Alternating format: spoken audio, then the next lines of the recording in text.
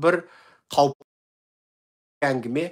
Тоқайып Путин өлген күні өлетінін біліп отыр. Сондықтан Тоқайып аямайды. Енді қазір мен осы арада Шерзат оқиғасына байланысты өзімнің тағы бір қаупімді айтам. Шерзаттың әкесін өлтіріп кетуі мүмкін. Шерзаттың әкесін өлтіріп кетіп, оған албаты біреуді кінәлі қылып, оны өтірік соттай салуы мүмкін. Бұл сценарий іске аспады ма? Асты. Алдымен Дулат Ағаділді өлтірді. Дулат Ағаділді үйінен барымталап алып кетті. Видеосының бәрі жарияланды.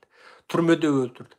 Медициналық сараптама шықпай тұрып, президент Тоқайып жүрек жетіспеушілігінен өлді деген бір диагнозды таратты. Адамзат тарихында бұндай диагноз, жүрек жетіспеушілігі дейтін диагноз жоқ еді. Тоқайып жаратты. Тоқайыпқа Нобель медицина сыйлығын беру керек қой. Жүрек жетіспеушілігі дейтін ауру бар екен Тоқайыптың санасында. Сөйтіп, Дулат Ағаділ өлді. Бар болғаны күрескер еді. Халқын ашық ойлылыққа шақырып еді. Күресіп жүрген қазақ азаматтарына идеологиялық үгіт насихат жасап еді. Бірақ бір жерді жарып еді, бір жерді атып еді, жоқ. Бір ғимарат өртеп еді, жоқ. Осы идеологиялық күрес жасаған Дулат Ағаділді қаралады, жалалады. Тоқтаусыз жалалды. Халыққа жек көрінішті көрсеткісі келді. Содан Дулат Ағаділ лидерлік сатыға көтеріліп бара жатқан кезде қолдан жасаған өздерінің шетелге жіберген титушкасы Ержан Тұрғынбай арқылы Дулатты қаралады. Сөйтіп еді Дулаттың абыройы түскен жоқ. Дулатқа халық артынан еріп, ол кәдімгі саяси лидерге айланып бара жатқан кезде оны түрмеде өлтірді. Өне бойы тұтасымен сау тамтығы қалмады. Дулат қайтыс болған күні мен Астана дедім. Қасымда өзіміздің ата жұрттың белді азаматтары Бекзат, Мақсұтқанұлы, Тілек, Ниязбек, Қапар, Ахат қатарлы азаматтар бар еді. Біз қолымызда екі үлкен ауыр қатты дискі, ол бүкіл Қытай консуллагерінде азап көрген қазақтардың видео куәгерліктері, ашық куәгерліктері, жасырын куәліктері, және қалың жаңағы олардың жазбаша жазған арыздарының ағылшынша аудармасы кәдімгідей жаңағы 1500 бірдеңе парақ, мынандай қалың кітап. Қарыспен есептесең бір қарыстан әлде қайда көп. Сол жазбаша материалдар және дискті қаттап кәдімгідей сыртын буып отырып, біз Еуропарламентке кіргіздік. Еуропарламенттен шыққан кезде Дулат Ағаділ қайтыс болыпты деген хабарды естідік. Енді қара. Сосын Дулат Ағаділдің үйіне бардық. Жаназасына қатыстық ертесі. Дулат Ағаділдің үйіне барған кездегі сөйлеген сөзіміз бәрі YouTube'те тұр. Дулат Ағаділді халықаралық медиаға дабыл қағып, бірден мынандай азамат қайтыс болды деп қысқа хабар жазып жібердік. Дулат Ағаділді халықаралық медиа ағылшын тілінде жазды, аударып лекция сөйледік. Содан Алматыға келдік. Алматыға Дулат Ағаділдің шешесі және ұлы келді. Күтіп алдық Алматыда. Айтқанымызға көнбей қойды. Айман Омарованы адвокат қылам деді. Мен жатып кеп Айманнан бас тартыңыздар дедім. Айман биліктің адвокат дедім. Ана кісі көнбеді. Артынан ең соңында бәрі белгілі болды. Ол кезде де оны айттық. Мысалы, Серікжан неғып биліктің адвокаты Айманды Дулаттың шешесін адвокаттыққа берді деді. Мен ол кісінің жаңағы сөзін, аудиосын бәрін тыңдаттым. Айман ең соңында Тоқайыптың құшағынан бірақ шықты. Енді қараңыздар. Дулатты өлтіргеннен кейін Дулаттың өзінен аса туған ұлы, баса туған ұлы, оза туған ұлы Дулаттың ісін көтерді. Оны көшедегі албаты біреу пышақтап өлтірді деп оны да өлтірді.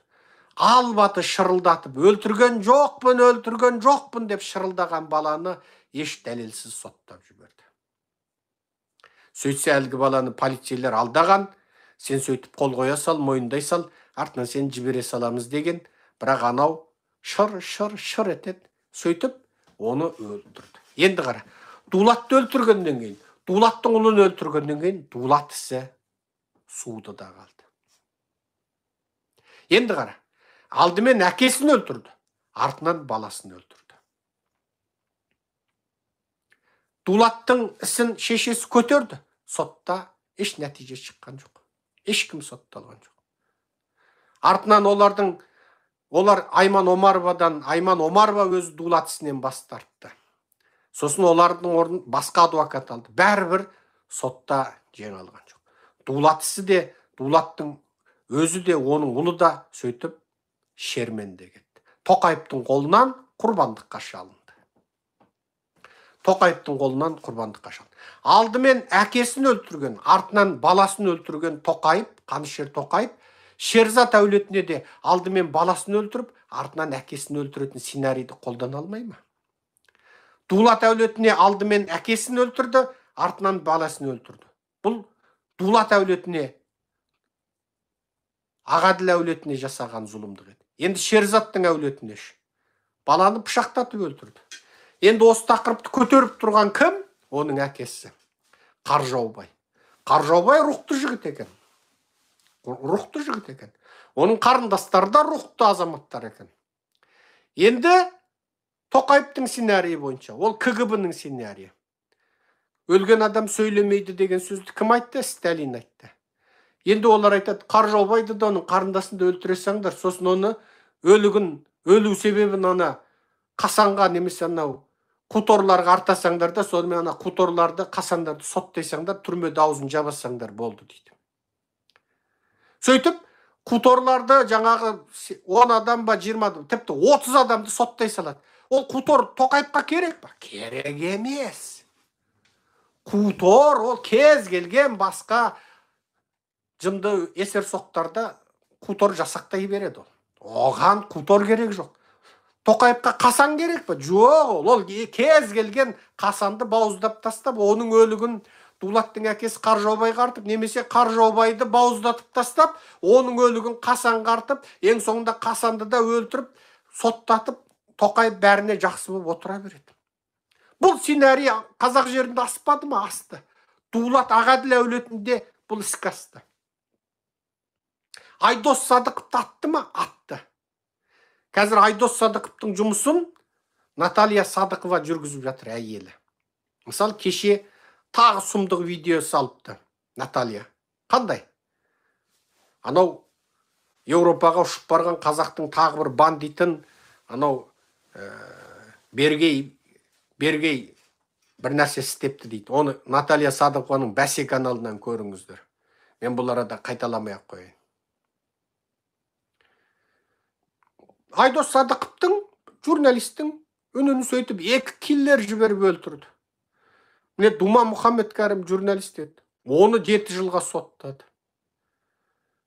Әлемге әйгілі марафоншы Марат Жыланбайды 7 жылға соттады. Партия құрам деген кінәсі екен оны.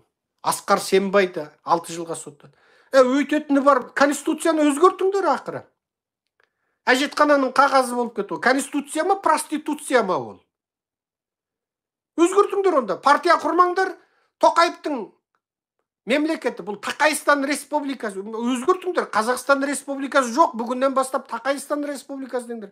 Ана жерде азаматтардың баспасөз еркіндігі болады, тіл еркіндігі болады, партия құру еркіндігі болады, партия топтарға, ұйымдарға тіркелу, ұйысу еркіндігі болады дегенді өзгертіңдер. Тақайстан Республикасында Тақайдан басқа адамның сөзі сөз емес.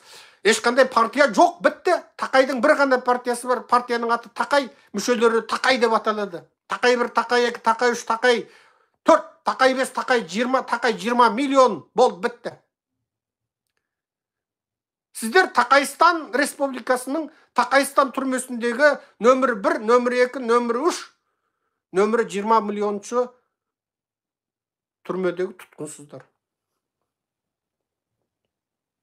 Ал енді қараңдар.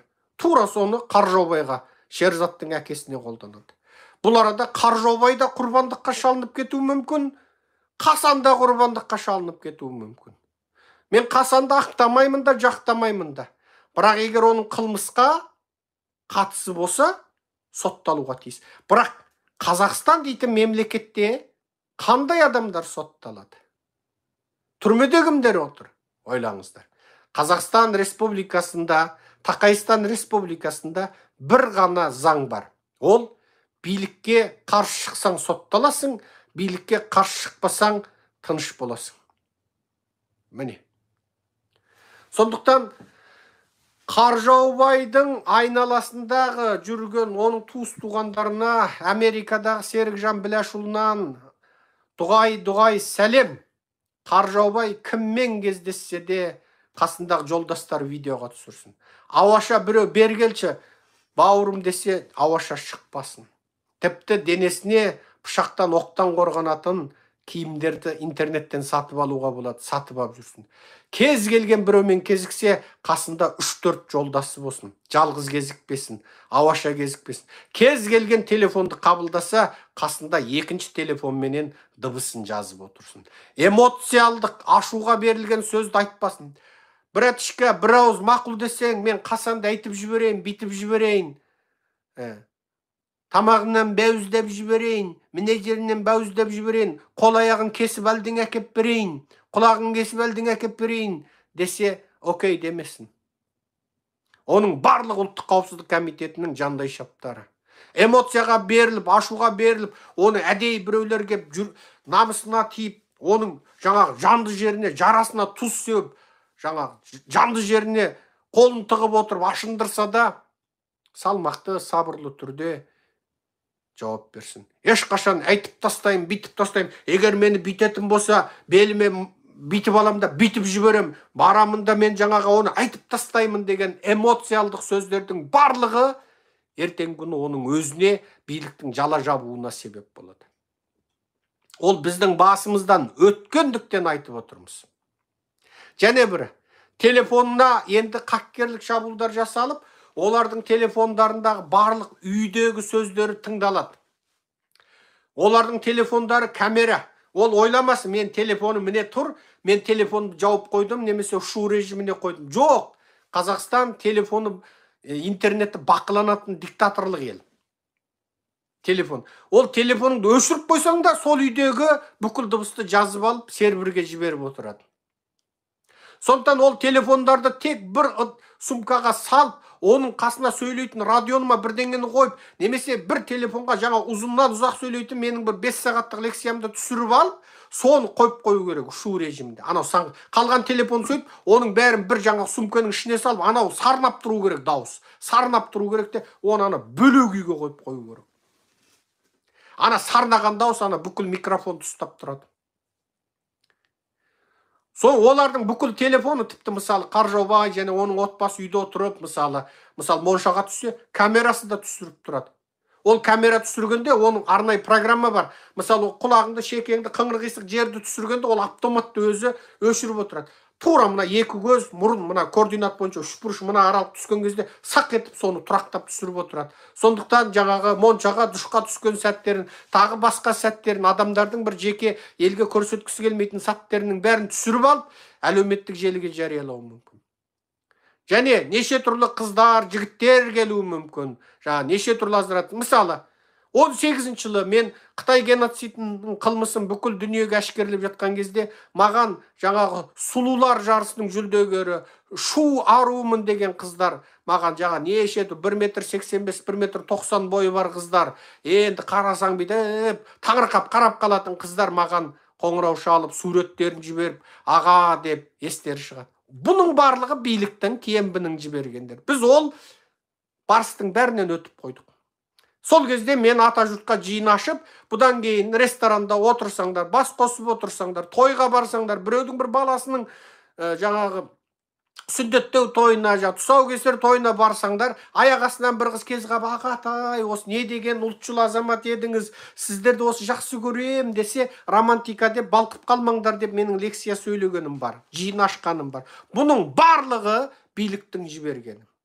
Ұлттық қауіпсіздік комитетінің жоспар. Ешқандай романтика жоқ. Парковкада көлігіңді тоқтатып келе жатқанда аяқ астынан ағай, селфи жасайықшы дейді.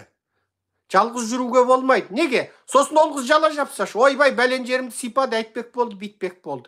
Бұның барлық ұлттық қауіпсіздік комитетінің жоспар. Сондықтан Қаржаубайға, оның басқа бауырларына, қарындас, тіпті әйелдеріне, жаңағы қарындастарына айтамыз, ешқашан жалғыз жүруге болмайды. Қастарыңда өздеріңнің жора жолдас туыстарың болу керек. Ешқашан біреу шақырса жекеге шығуға болмайды. Мысалы өткенде Қаржаубайды алып барып, жаңағы баланың моласының қасына барып, балаңның моласының қасынан орныңды дайындай бер деп қорқытып. Неге олармен жалғыз шығу керек? туыс туғаны қайда, жора жолдасы қайда, қасында бірге жүру керек. Әр қандай телефонды, кім телефон қоңырау салды, оның бәрін жазып отыру керек. Және әлеуметтік желіде өздерінің аккаунттарында елге жария болмайтын жерге жаңа телефон, нөмірі кім, аты кім, аудиосы кім, қандай сөйлесті салып отыру керек. Телефонды ертең алып кетсе де, ана әлеуметтік желдегі аккаунттарыңды өздерің ашып алып, одан нетуге болады. Құпия аккаунттар ашыңдар, ел білмейтін. Әр жолы тек кодты өздерің ғана білетін кодпен кіретіндер. Ешқашан жеке телефонмен аккаунт ашпаңдар.